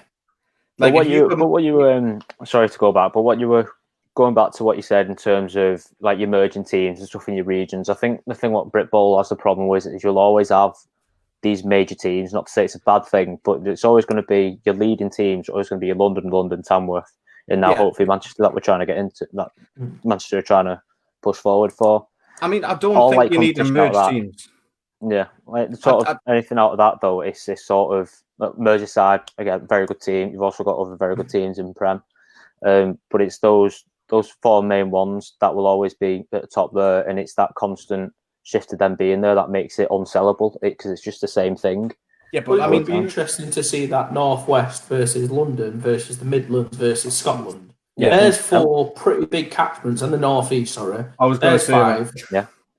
I'm counting London as the whole of the South, and the South will probably get at me saying it's pretty big. But, you know, you can start to imagine 5 or 6. Southeast. Yeah, 5 or 6 regional games where you've got some of the big boys and the big teams, and they get to play against each other, you know, or even if it's just 1 or 2 games a year, like you said there, Theo, the off season is massive, and a lot of guys coach and stuff like that. But it's so not unless you're doing uni, you've got nothing. Yeah, that's the thing. So the off season's not so big when you look at it as a whole. So this is like a stumbling block. So the off season, you've got university. We haven't got enough referees as there is. So if you want to become a referee, BAFRA.org, I think it is. Go on the website, sign up. Plug us at it again. Look, we need more refs, especially if you're in the north, right? No, but you're not going to get enough referees to have university football and have another league in a different, like in an off season or something. So we've had this from Sam. If the AV8 season runs at a different time to adult seasons, why not? Plenty of guys want a season in the colder seasons. Why couldn't the adult teams affiliate with AV8s? I mean, you don't even need to. You don't need to affiliate with an AV8 team, like in that sense, because it can run alongside. It can run the same time. Like you can just go through the winter. The only thing that would annoy me, I suppose, I don't know if Sam went and he's obviously the quarterback for the Titans. If Sam went and got injured, I'd be furious with him. Well, that's what I'm saying. Like, because it's that, and Sam shouldn't, for me, be playing at that because he's one of the best in the country at what he does. This is what I'm saying. That's him taking that step down. For me to go and do that. So this is what I'm saying. You don't need to run it at a different time. I think we need to open this sport up to more people. Can we all agree on that, right? And I think offering a smaller market in there for the smaller teams, is proven by ourselves. Like, let's be honest. Say if Gator, my team that I'm part of, if we looked at the season, because we have no idea, and I mean this, we've got no idea if we're going to make the cutoff for numbers of players to get into the league this year because of COVID. We have no idea. We're in a local lockdown now. We have not a clue. Now, I know we're going to get people kicking off. Oh, have you not been communicating with your players? Of course we have. But it's still how many's going to turn up. Do you know what I mean? How many's going to want to register? So if we had that option of saying, listen, we're on the fringe of getting enough, not getting enough, can we just go and play 9v9 or 8v8 this season and then we can reapply next year? Like, you don't even have to reapply. If you tick the boxes, you're in. Do you know what I mean? You get to choose with. And I know we don't really want to go into that, but what? Because I think there's been something came out, hasn't there, where BAFRA have said you're not allowed to play in that or in the AV8 league or whatever. What I don't get is, all right, BAFRA set up the league, but they weren't even on that NGB list where the government didn't even recognise it as a sport. So could I go and set up? Do you know what I mean? Like, I don't understand. Maybe that's my lack of knowledge on it. No, it's not that. I mean, it wasn't on the Sport England list, is what you're talking about. Yeah. But they are working very hard to get that. I know for a fact that's what they're doing. So that's all changed. Yeah. Now it's all coming into place. Everything's falling into line. I mean, we've got a guy in Pete now who's obviously he's getting paid to run the league now and looking into things and bringing in sponsorships and looking at funding channels. And from what I can see, he's doing a cracking job. Yeah, I don't know. I've got no. I mean, I don't know if that's the point. In terms of what you're saying with BAFRA coming out with the statement, I don't know how recent that was. But throughout this whole thing, when we were joining up, that was the main thing for us. Is like, can we still play both teams? Because there's a lot of people at Wigan who play for Lancashire Titans, the likes as experienced players though who want to play both. So we were in close contact with BAFRA throughout the whole thing, and they said, "Yeah, we'll back you in this. We want to see like a development in this in somewhere else." Now, I'm not gonna put this question to you, Theo, because it's not a fair question. But what I would like to know from the AGL league, I'm not asking you, Theo. You've got nothing to do with the league. You're just a player. Just a player. So what I would put towards them is, if BAFRA approached you and said, "Listen, we're changing the structure of Division 2, or we are adding another structure, as an 8v8 or a 9v9 league. Do you want to be on board? Help us run it. How you have run it? It seems to be quite. You've got a lot of players playing. Do you know what I mean? Like, would you be interested in helping us set that up and running that? Would they get on board? Do you know what I mean? Would the AGL then cease to exist? It would form under BAFRA. Yeah. Like, that's what I'd love to ask them, but obviously it's communication things is happening at the minute, and I completely understand why no one wants to come on with everything going on. But for me, it's a no-brainer, isn't it? Like, players want to play football. if this country we can get as many people playing American football as possible, surely that's just a benefit. We've got to figure it out. The question really is Div 2 working right now? And the fact that we're having this podcast probably suggests that it isn't. It's not even that. It's just saying, like, what can we do better, in a sense? Like, you always have to review and say, what can we do better? We've got this system in place. We've got these teams. What can we do to help these teams and to help the sport in this country? So go back to your question then. Obviously, I can't speak on part of the league.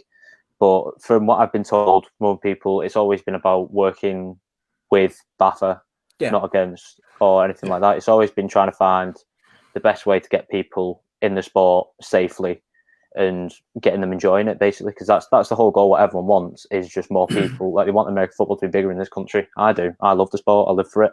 Yeah, and I'm sure you do as well. Yeah, I'd love to see any comments coming in. I've not seen any. I've been keeping an eye on it. Anyone who plays in that division who would, I'd like to hear some cons about moving to this 9v9 league. So I can't personally think of any. Adam, you might have had some told. I'd love to know the cons of not having full just 9v9. I don't see the problem whatsoever.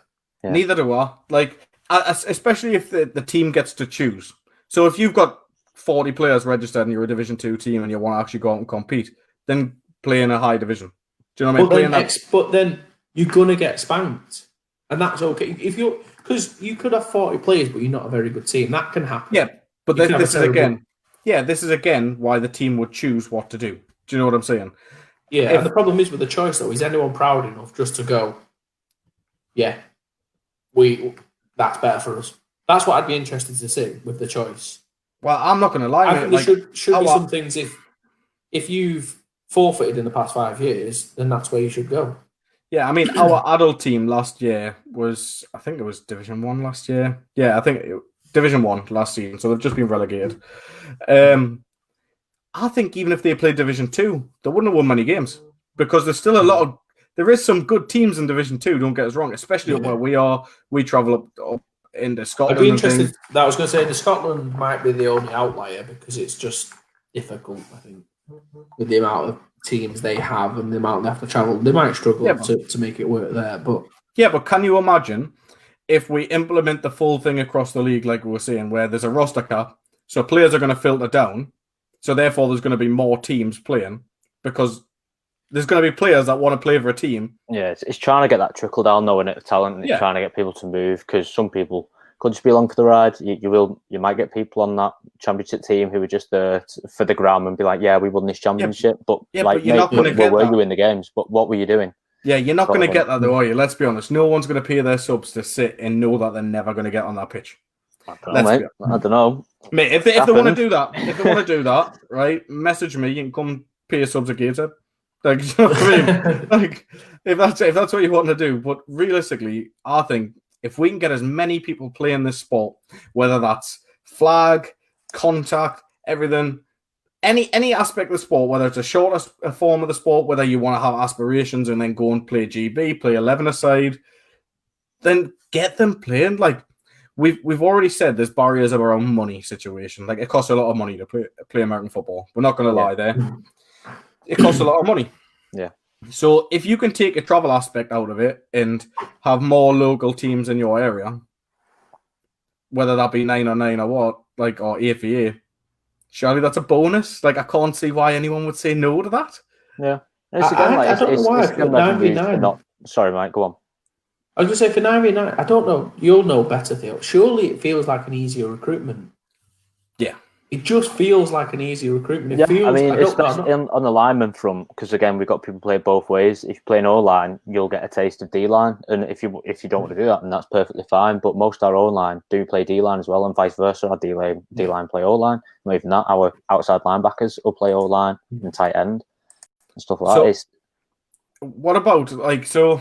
Have you had guys that have just turned up just to play 8v8? Yeah. And then we've got people who don't play 11-a-side or who have played 11-a-side in the past and not wanting to go back to it. And they've come down and played for us, stuck with 8v8, wanted to do something. So if you've got guys that just want to play 8v8, they have no intention of playing 11v11. Mm-hmm. The simplest thing to say now is there's a market for it, isn't it? Yeah, I believe so. It's definitely it's definitely a gateway into the game. At the very least, it's a gateway into the game, which I think is a great thing. Mate, if there's people out there that want to play it, then let them play it. Do you know what I mean? Like, 100%. actually back it. Yeah, Don't just definitely. let them play it. Back it. Support it. Yeah. Yeah, and it's again, we can do it in a sense where it can be controlled. We can have, if you say like the BAFRA level 1s and your USA football coaching qualifications, our coaches have them. It's we try and make it safe as possible and most enjoyable as possible and easy for people to learn, pick up the game, and making it more enjoyable for these experienced players as well who want to get more game time and get in football during the off season. So for me, if like yourselves at Wigan, if you guys are ticking all of the coaching aspect, ticking the fun and enjoyment, if you guys are then ticking safety because you got your qualifications and you're doing everything by the book, like everything literally by the book, then why wouldn't someone promote that? Like, geez, like is anyone still there who's willing to give a comment to give some context? Maybe no one's watching anymore. It's because I said special teams not here and all the kickers have gone. That's kickers, yeah. No, but I'd just be interested to see anyone who plays in that division to give a comment, just if they see a negative to it. Yeah, into the Div 2 to see if they actually have anything as opposed to it. What size field is 8v8 playing on? With Theo saying there's no special teams. I was wondering if it's small and standard. It is. It's 80-yard long and 40 yards width. End zone 10 yard. So you're taking. Yeah, so it's basically Titans field anyway. 100 yards. I'll have nothing said otherwise. So if that's obviously that's played on like a normal rugby size pitch, is what you're saying. Yeah, so we get marking out, it'd be different markings, and it would still be the same. In terms of the game, I think it's trying to get in a running clock because it's just easier for us to keep check of. Basically, it's trying to get as many. I know you'll have people on the boxes, you'll have people on the down markers and everything like that. We're trying to minimise as many sort of side crews we can, because you can only get a certain amount. As you said for yourself, you struggle with getting chain crews and refs to games, even in like battle leagues and stuff. So it's the same for us. It's just trying to get as minimal people on that sideline.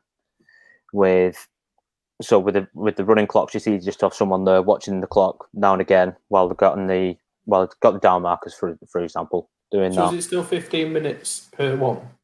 Per quarter? Yes, I believe we tried doing initially 20-minute running halves, not quarters, in our pilot games last year. What were the scores of those games then? What's like an average score? Is it? Could it be like, I don't know. It depended on teams. Some were blowouts, others were tightly contested. But you get enough possessions in that time. You get enough, you get plenty. So the way it works with possessions is if you have to go for it in fourth down. That's the only thing you can do. If you don't get it on fourth down, then you turn it over to the team and they start on their 20-yard line. So it's as if you punted it anyway, or it's gone off a kickoff basically. And what about, surely though, if you was the only thing I got there, if you was winning by one score, and it's just some bloke on the sideline having an eye to the clock, do you get a time per play? Because you could just take 5 minutes to take a play. I think it's normal playing clock, so about 40 seconds. I think it was normal play clock. But I think in this league, especially, the aim is tempo to try and keep up stuff. I know we play in a no huddle. And I know quite a lot of teams in it, 11 side, try to stick to no huddle anyway. So that's the other thing as well. You can try and incorporate those things from the 11 side game into this 8 side game. Route concepts, like your normal smashes and your daggers, your verts, all that sort of stuff. It can still be implemented into the 8v8 game. So you're teaching these new players all these things that they're going to learn and help progress them through their careers in 11-11 if they decide to go through that route as well. Yeah. So would you say that you are a platform for people that don't want to play 11v11, and you're also a platform for people to make that jump, like that transition jump up? So like people that have never played before, come down, try it out, and then make that transition up to 11v11. Yeah, definitely, 100%. Or if they just want to stick with 8v8, then that's fine. Like you're saying with the people who say, don't want to play 11 aside, you'll have come down, get amongst it, really get a feel for the game again, really want to progress yourself, get into that mood, and being like, right, I want to try 11 again. fine, there you go. Summer's coming up, spring's coming up. We can jump straight back into it from there. There's no like stopgap with this off season. I mean, what made you go for 8v8 rather than the junior format of 9v9? Yeah. Number availability, I think it was. It was just says number availability, and it was easier to try and get a team out. I mean, literally, I think in our first game that we played, we weren't the Raiders back then. We were another team. It is literally 8 people that were there, maybe 9, I think it was, and it was just throwing it out there, going out, getting like playing time. Yeah, a bit like a flag, very similar to flag in terms of that, isn't it? The amount of people you're going to have on the game day roster might be 10 or 12 max. Yeah. So what if see if I'm just trying to get my head around this? If you would like to make it all under the Buffer umbrella, we'll see. Do you know what I mean? And had it all under that. If Buffer turned around and said, right, we're going to change it to 9v9, and we are going to say you've got to have a minimum of, I don't know, 15 people there, 16 people. Like that's not an issue, is it really? Like I've seen some of your guys. I don't think it's an issue for many teams right as of now. I mean, we've got 30 odd players on registration, but again, it's that whole thing. It's like it's a Sunday thing. People are going to training. People are only going to turn up for games. But you could start to move it to those formats the way it's being sounded as well. Is I know they do it at under 17s. I don't know why it stops at under 19s, but I know they do it in the women's side of things where they'll have like the days, don't they, where they play 2 or 3. It's like a tournament on a day. Yeah, like your round robin. 2 or 3 games. Yeah. So, like, could that be better for finances for a club? If Gateshead, for example, you do have to play in Scotland and that's your games, but you're going to play 3 in a day. Yeah. I don't know if that affects. I don't know why. Obviously, that's what we based the game off initially. That was doing those round robin tournaments. We'd advertise them as charity games. So again, it's adding to revenues, not just inside American football, but outside. It'd be charity games. We'd have massive, family dues on, have barbecues and everything. So it'd be a full sporting day out for people to come and observe the game as well. It's not just the people who want to play are there. It's other spectators within the local area who can come observe the game and see if they want to have a do with it as well. We've had a comment in here of Peter Birds. Every sport has different forms. Soccer has 5, 6, 7, 11 aside games. Rugby has 7s. The rugby flag, rugby contact. Cricket has a short and longer forms of the sport at different levels, all for different commitment levels and what each person wants to achieve. Now, for me, that hits the nail on the head, doesn't it? Yep. Doesn't it? That literally hits the nail right on the head, is what we're saying. Like, if there is a target audience, or even if there's a marketable audience there, like if people want this, which I think would be a hell of a lot of people want it. Like you've just said, you've got like 30 players registered. That's more than some Division 2 teams. Yeah. Do you know what I mean? Like, I don't know whether all 30 of those are going to turn up to a game or not. Do you know what I mean? I can't say that. And this is one of the points I'm going to make strongly here, is with all that there, Pete's made a point about rugby, for example, touch sevens. Every single one of them you'll see is backed by the rugby governing body. They're not turning their eye to it. They're not saying just do it. And, for all the things that came out this week about insurance and all that, BAFA should be taking ownership and control of American football happening in the UK, whether it's people playing in a park, or not necessarily people playing in a park, but if there's a competitive game going with lids and helmets and gum shields in, then they should be taking a vested interest in protecting that and not. I don't know what's going on. Like I said, from my opinion, BAFA I've not seen any statements coming out at the moment about it as such. They should be taking ownership like Rugby England do. So they should be encouraging it like Jag Tag. We're doing that side of things and the junior side of things. There's another option. It should be a positive. People want to do it. How can we wrap this up into our league? Should it be a social league? Should we call it the social league? Does that do it any justice? Should players like Sam Bloomfield there be able to go and play in that?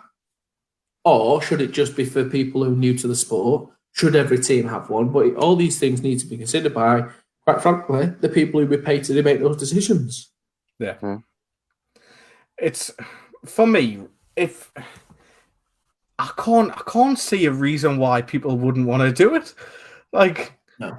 I think for me, in a player's standpoint, was trying to get another sort of thing outside of BAFA, because it's all, as you say, the protection that comes with it and everything is fantastic. But it's again, to their rules. Whereas, playing during the winter, setting something else up.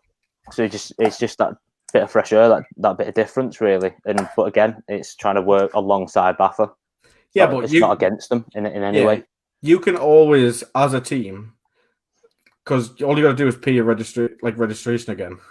I think that was the main thing for me, is not having to pay 50 quid of my own pocket to come and play for a year. I think that's the thing for me. Here, it's we have public liability insurance that's paid for by the team. That's covered. That was paid for last November, and it's through to this November. And then because we have people from the 11 aside, they've got their own personal insurance. That's what we try and say, is get your personal insurance. If you don't have insurance, you can't play. Which is the same as Baffa, isn't it? I mean, but we don't require registration subs. We don't make people pay subs or anything. It's literally just turn up, get registered, make sure you're insured, and play.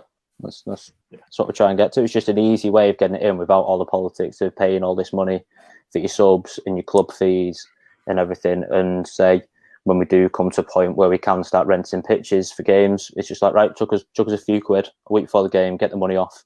If you can't, if you don't want to pay the money, you can't play. So it's that sort of thing. It's that pay to play again, like it is with Baffa. You don't pay, you don't play. It's simple as that.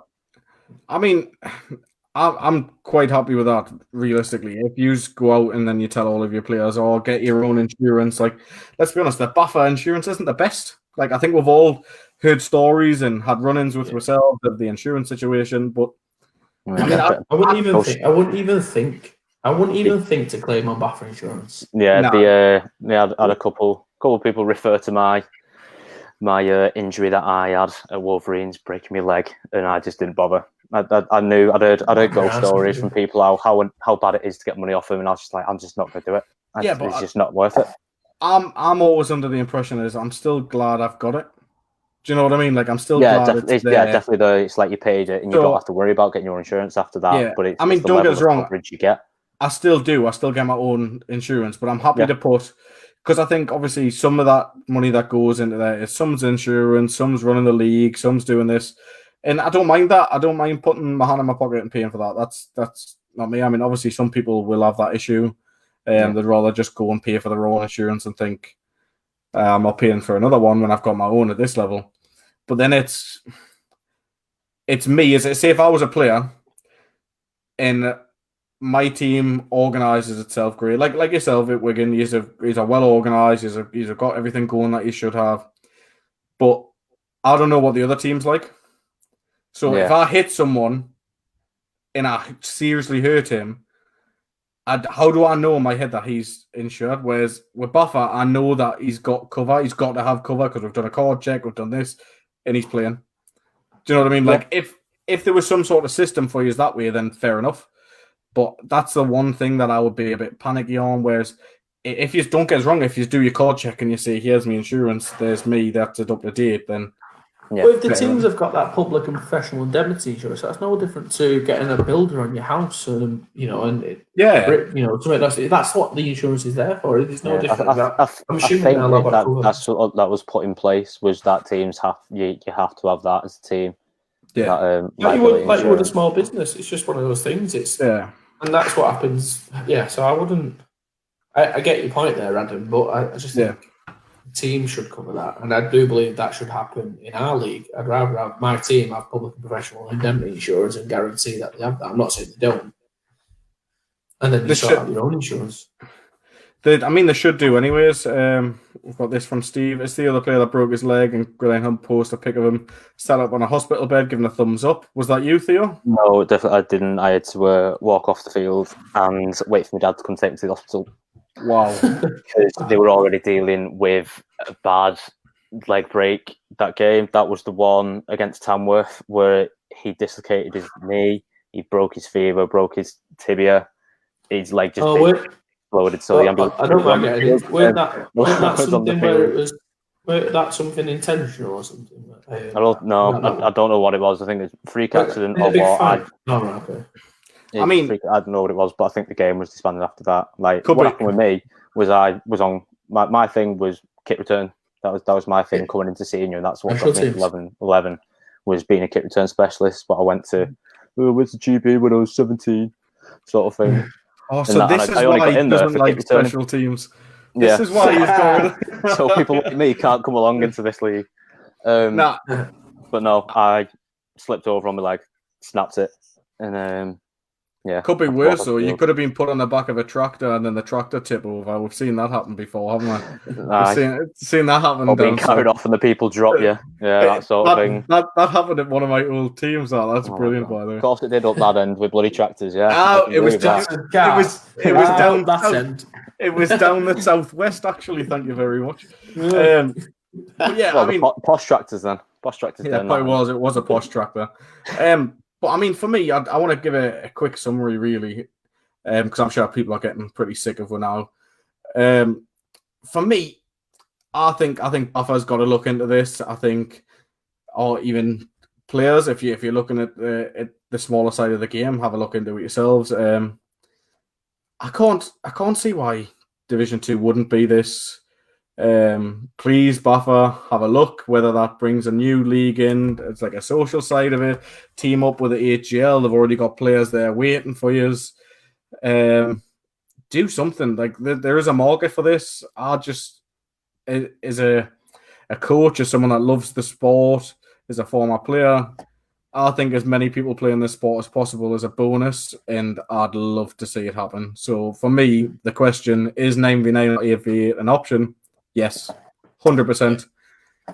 What about you, Michael? Is it an option?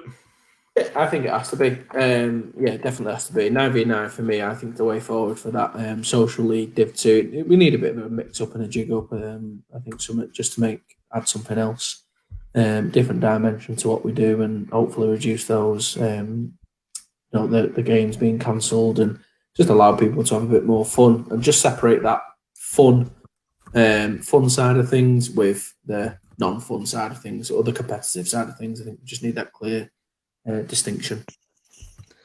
Yeah, I mean, I'm enjoying this conversation, but obviously I want to wrap it up. Theo, obviously you feel like it's a big deal. It's keeping you involved in the sport, so I'm going to leave it at that. If anyone's got any comments or anything on that, if they disagree, then I don't care. We're not democracy. Yeah, I'm getting no bad vibes. I agree with Adam. Thanks very much, Mark. I appreciate that. Thanks for staying with us the whole time. What a legs, Mark. Hammer. Now, don't talk anymore. Just before we go, we've got one last thing that we've got to talk about, and it is Monday Night Football. So we've got the NFL game tonight. Michael, who have we got playing? Raiders v the Saints.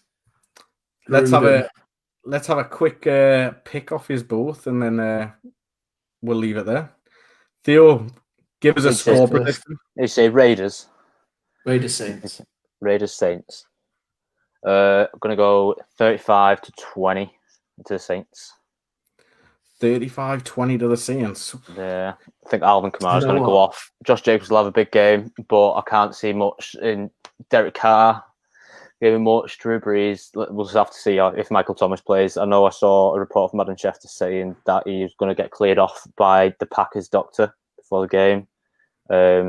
It just depends if he plays. If he doesn't, and obviously that's a massive hit in that side. But I think Alvin Kamara is going to have a big game. First game at Las Vegas, I'm going 17-14 Raiders. Oh, you're taking Monday Night Football. Yeah, I think the O-line will move the ball for him. I think they'll chew clock. Gruden will find a way to get a win here. Drew Brees, don't really trust him throwing anything over 10 yards. And if you've not got Michael Thomas to take it any further, you're going to struggle. Kamara, yeah, it's either going to be that or Saints will just beat him 38-10 or something like that. More likely. So I'll for the first one, I'll go 17-14 Raiders. So like you've just said it could be one or the other. Like you've not left anything other. I think it's going to be Saints, or it could be the Raiders. Yeah. It could be 38-3 Saints or 17-14 Raiders. Okay, gotta go draw. Why not? Draw. Why not? Saints by 13. Mark said 33-20. So I'm going to kind of go with with Mark here, I think the Saints are going to win, but I think they're going to be comfortable. I think it's going to be 35-13. Jeez. That's what I'm going with. 35-13. How are you making up that 13? Mixed extra point or 2 field goals? Right. That's the question with 13. You know what it is? With the kicking that's going on, I've got no idea. like people are mystery, banging it get in. a game winner, all that stuff. What a way to finish the show, come around full circle, back to kickers. Finishing kicking, of course. So yeah, I'm gonna go with that score, 35-30 into the Saints. I just think they're too good. I really do. We'll replay this bit next week and see who got closest to their score. So Theo, you're gonna have to tune in next week and listen to us two slate you for your bad score. Sick one, nice. No, thanks very much for joining us, Theo. And I know obviously in a bit of a bad time for the HGL for you to come on and just talk about the positive side of the game. We really appreciate it. Talking from a player's perspective, because there's a lot of players who just play the game. So it's really, really appreciated that you come on and you give the league a voice that might not be getting heard from a lot of different sides of things this week. So, thanks for that. Really appreciate it, mate. But no, thank you very much for having me on and getting the opportunity to actually put across positive vibes and stuff about the league. Yeah. Can I just get your team Wigan? What's it's like the animal or whatever it is? Wigan what? Sorry. Wigan Raiders. Wigan Raiders. So, guys, if you can, go check out the Wigan Raiders on. I can't believe you just bet against the Raiders and your team's we'll go past that bit, right up there. But yeah, so go check out Wigan Raiders on Facebook. Give them a like, give them a follow. If you're in the area, go and give it a go. Yeah, definitely. 100%. Get in touch with the page to find out how to come down. Get involved in training. I've got to get this on the screen before we go. Don't know the score, but there's definitely 3+ injuries. Yeah, man. Yeah, at least put that bet on. Put that bet on. But yeah, guys, thanks very much for tuning in all this time. Theo, thanks for coming on. Michael, it's been a pleasure. This is our first one together. Hopefully more to come. Definitely, but guys, thanks very much. If you're still watching, drop us a like, give it a share so that people can tune in. And we'll hope to see you guys next week. Thank you. Yeah, see you next week. Different topic, different guest, hopefully. We'll see what happens. More kickers. No, not more kickers.